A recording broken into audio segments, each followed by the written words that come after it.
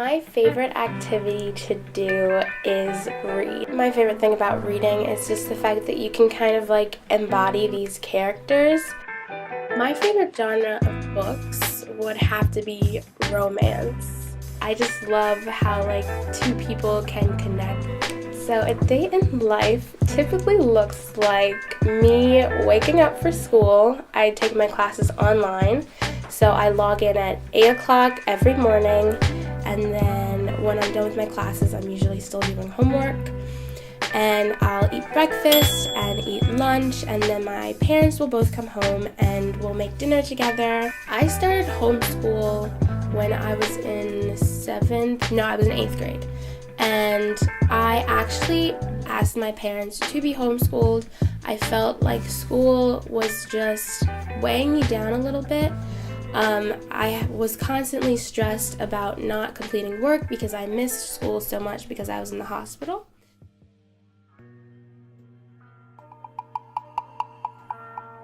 The initial feeling was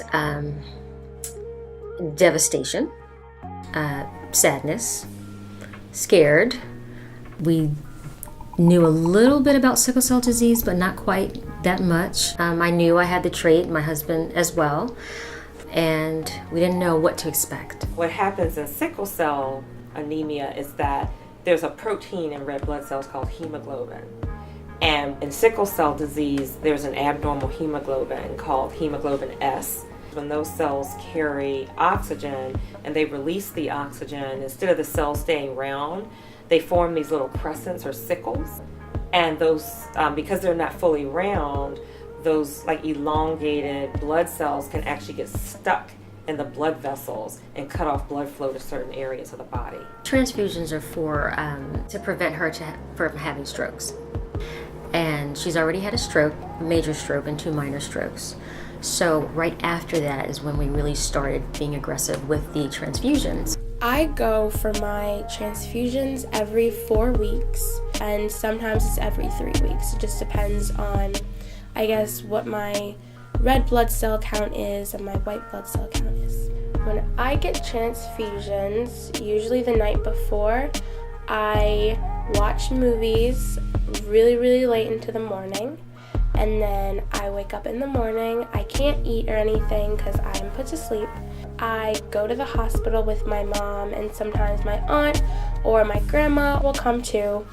And I'm put on a monitor, and then I get my IVs in, and then they put the blood in my body and they take blood out of my body, and then I'm awake. And after that, when I'm home, I usually watch more movies and more television shows, and my mom always gets me like some type of like really good food. I was first aware that I had sickle cell when I was maybe about 7, just because I wasn't able to do a couple of the things that my friends were able to do when it came to like playing outside and stuff like that, and it kind of like was like, oh, okay, it's serious. If I go out in extreme cold or extreme heat, I can have a pain crisis, which means that a part of my body will just kind of go into shock and will ache really badly, and I usually get them in my legs.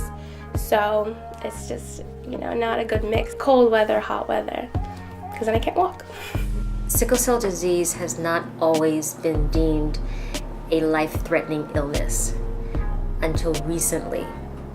We just were able to get just something as simple as a handicap placard for our car. That one little thing to make life a little easier. What keeps me going, I guess, day to day would be the people around me. I think my brother inspires me the most out of everybody I know, because he's so fearless about everything, and we are polar opposites, but we do have a lot of similarities. We love music, and we both play the guitar, so we'll have like jam sessions all the time. And I guess whenever I'm sick, he's always there like watching me and like just trying to make me feel better. I would tell a little boy or girl who was diagnosed with sickle cell or a similar illness just to stay positive and really just surround yourself with people who are understanding and who support you throughout whatever you do. Hi, my name is Samantha Rain Cohen, and I have sickle cell disease.